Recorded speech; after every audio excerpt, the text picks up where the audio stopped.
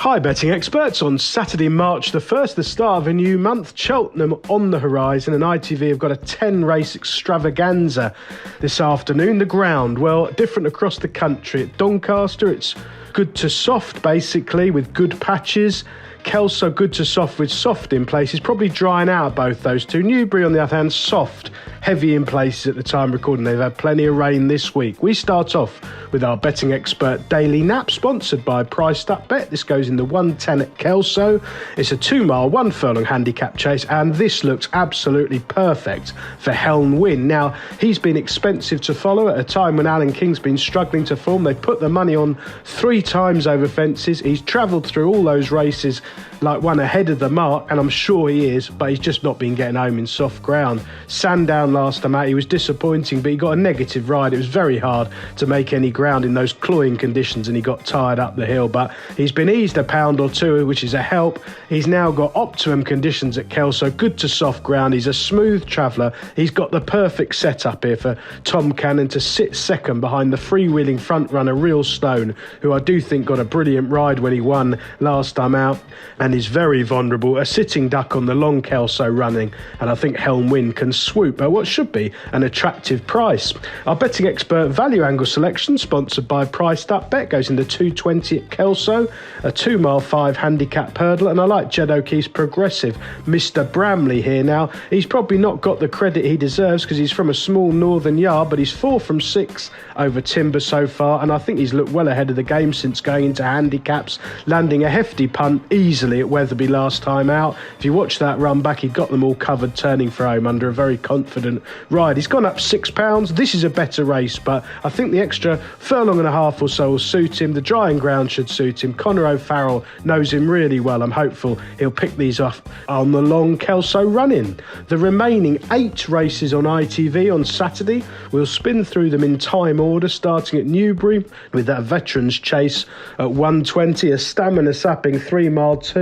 Loads of rain in Berkshire this week, and that'll suit Sam Brown. Now, he's old enough to smoke, but he's more reliable than most when he gets his conditions. He's got a very promising claimer up, Chad Bamant, who encouragingly can take off the whole £10 here to relieve the burden of 12-2. Sam Brown will be staying on strongly. They usually get racing a long way out in these sort of races, and I think he can overpower them late. Back to Kelso, a disappointing turnout for the 145, a 2-mile 7 furlong listed chase. Well, Grey Dawning sensibly comes here instead of the Cheltenham Gold Cup in a couple of weeks. He's a very zestful front runner at his best, who jumps superbly when allowed to dominate and stride on, and Harry, I would imagine he'll put these rivals to the sword from an early stage. Iroko is a very interesting runner. He's going for the Grand National, and I think he'd be a standout contender there. He's probably the sort of horse to back at a double figure price, Iroko, because if he does run well here, I'd be hoping for a sort of closing second behind Grey Dawn. He could be single figures for the Aintree Grand National.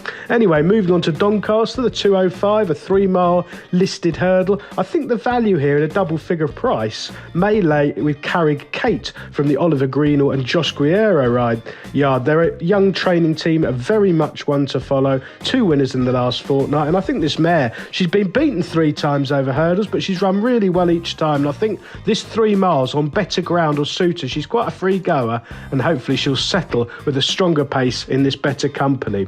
Back to Donny for the 240, a handicap chase over 2 miles. Well, Charlie Longston usually comes right in the spring when the ground dries out, and he's certainly hit form. He's had 4 winners in the last fortnight, a 36% strike rate, and I think Rare Edition can bounce back to his best here with a chance to dominate this field from the tape. I like David Bass on front runners. I think he'll pop this one off in front. At Donny, it's often a really good plan of attack, especially on drying ground. I remember an old chaser called Vol Rory's Clown.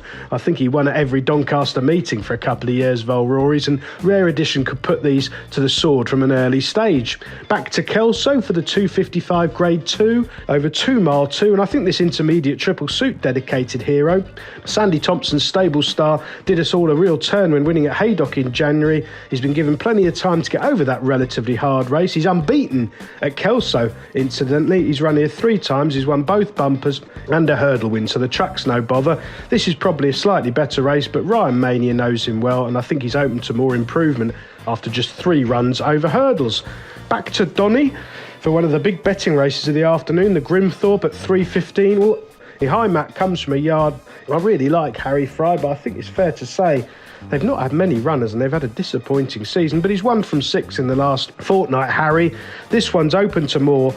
After just 6 runs over fences, he'll get a patient ride from the excellent Brian Carver, and I think he'll pick these off late. Back to Kelso for the Moor Battle at 3.30. Over 2 miles, a really competitive and classy handicap this. Going to take a chance at a double figure price on Al Neelam. This one comes from the Ollie Murphy yard, absolutely flying at the minute. I think they've had 8 winners in the last fortnight.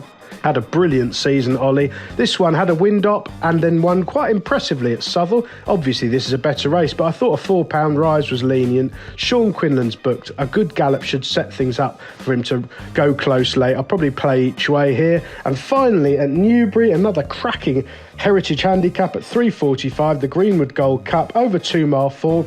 Well, Scarface comes from another yard flying along. Joe Tizard, 5 winners from his last 22 runners. He's consistent. He often tanks through his races as though he's ahead of the game and doesn't see things out. But I think better gallop here in a bigger field will suit him. He'll get a patient ride from Brendan Powell and hopefully he can pick these off late at what should be a nearly double figure price. Best of luck with all 10 ITV races on Saturday, betting experts, and please do check out our sponsor Priced Up Bet, especially with regard to the forthcoming Cheltenham Festival.